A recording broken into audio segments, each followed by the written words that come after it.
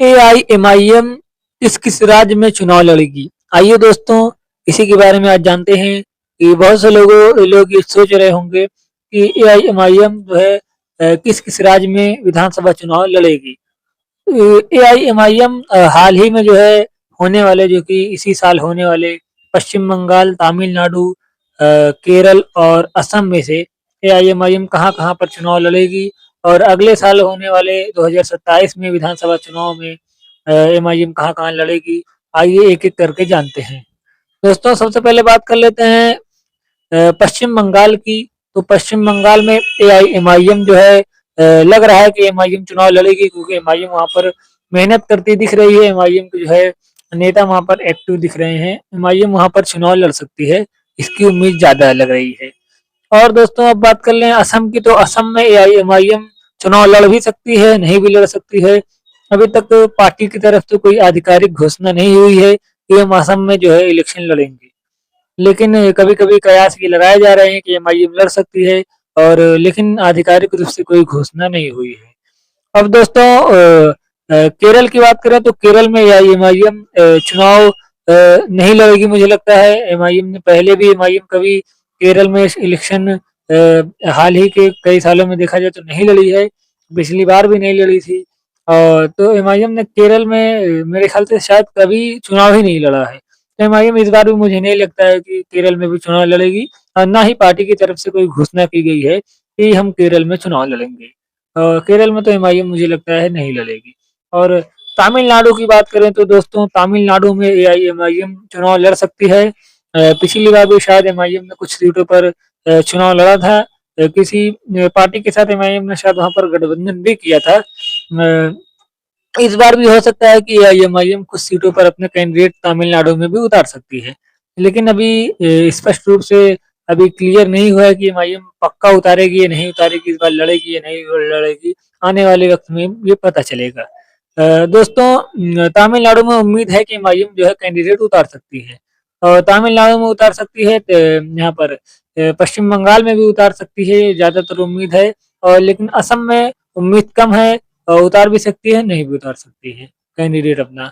उसके बाद दोस्तों, बात कर लें 2027 के उत्तर प्रदेश विधानसभा चुनाव में, और पंजाब विधानसभा चुनाव में, और उत्तराखंड विधानसभा चुनाव में। 2027 में भी 4 या 5 राज्यों में विधानसभा चुनाव होंगे मार्च के महीने में लगभग। तो वहाँ पर उत्तर प्रदेश, जो कि भारत का सबसे बड़ा विधानसभा सीट वाला राज्य है, वहाँ पर भी चुनाव होंगे उत्तर प्रदेश में। और उत्तर प्रदेश सबसे ज़्यादा जो है विधानसभा सीटों वाला राज्य है। यहाँ पर एआईएमआईएम काफ़ी मजबूती से एमआईएम के नेता काम कर रहे हैं। एमआईएम यहाँ पर मजबूती से इलेक्शन जो है लड़ने की बात कह रही है। तो यहाँ पर उत्तर प्रदेश में एमआईएम मुझे लगता है कि मजबूती से इलेक्शन लड़ सकती है 2027 के उत्तर प्रदेश विधानसभा चुनाव में। वहीं पर दोस्तों, बात करें पंजाब की। तो पंजाब में एमआईएम ने पहले भी इलेक्शन नहीं लड़ा है, और मुझे लगता है अब भी एमआईएम जो है पंजाब में इलेक्शन नहीं लड़ेगी।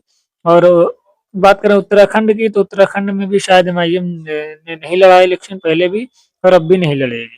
और उत्तर प्रदेश में लेकिन दोस्तों, आधिकारिक रूप से एमआईएम की तरफ से घोषणा की गई है। उत्तर प्रदेश के एआईएमआईएम के प्रदेश अध्यक्ष शौकत अली ने कहा है कि हम जो है अच्छी खासी सीटों पर जो है अपने कैंडिडेट उतारेंगे।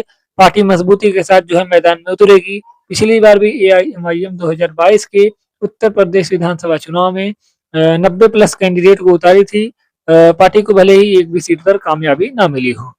उसके बाद 2027 के लास्ट में नवंबर-दिसंबर में शायद गुजरात के अंदर भी विधानसभा चुनाव होने हैं। वहाँ पर भी एआईएमआईएम पहले लड़ चुकी है। एमआईएम 2022 में वहाँ पर भी विधानसभा चुनाव लड़ चुकी है, और इस बार भी मुझे लगता है कि एआईएमआईएम वहाँ पर इलेक्शन लड़ेगी। और एमआईएम कई सीटों पर अपने कैंडिडेट उतार सकती है गुजरात के अंदर। गुजरात के बाद 2028 में, जब 2028 में मई में शायद जो है कर्नाटक के अंदर विधानसभा चुनाव होंगे। पिछली बार भी कर्नाटक में एआईएमआईएम ने शायद 2 कैंडिडेट को अपने मैदान में उतारा था, हालांकि दोनों कैंडिडेटों की हार हो गई थी। इस बार भी मुझे लगता है एआईएमआईएम कर्नाटक में भी कुछ सीटों पर उम्मीदवार उतार सकती है। उसके बाद अक्टूबर नवंबर में शायद फिर से 4 या 5 राज्यों में इलेक्शन होंगे 2028 में।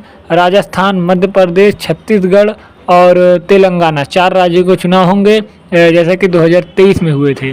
उसके 6 महीने 7 महीने के बाद लोकसभा चुनाव होंगे 2029 में। तो उन 4 विधानसभा चुनावों में, 4 राज्यों के विधानसभा चुनाव में एआईएमआईएम जो है राजस्थान में पिछली बार लड़ी थी और तेलंगाना में तो एमआईएम लड़ी थी, छत्तीसगढ़ में एमआईएम नहीं लड़ी थी और मध्य प्रदेश में भी एआईएमआईएम कुछ सीटों पर अपने कैंडिडेट को एमआईएम ने उतारा था। तो 2028 के विधानसभा चुनावों में भी जो है एआईएमआईएम इन चारों राज्यों में से मुझे लगता है 3 राज्यों में एमआईएम जो है अपने कैंडिडेट उतार सकती है, जैसा कि पिछली बार एमआईएम ने उतारा था। राजस्थान में, तेलंगाना में और मध्य प्रदेश में। छत्तीसगढ़ में हो सकता है कि एआईएमआईएम उम्मीदवार ना उतारे। दोस्तों, इस पर आपका क्या कहना है आप कमेंट में लिख सकते हैं। और एआईएमआईएम को किस किस राज्य में विधानसभा चुनाव लड़ना चाहिए आप अपनी राय कमेंट में लिख सकते हैं। वीडियो को लाइक करें, चैनल को सब्सक्राइब करें, बेल आइकन ज़रूर दबाएं ताकि आने वाली हमारी हर वीडियो आप तक सबसे पहले पहुंच सके।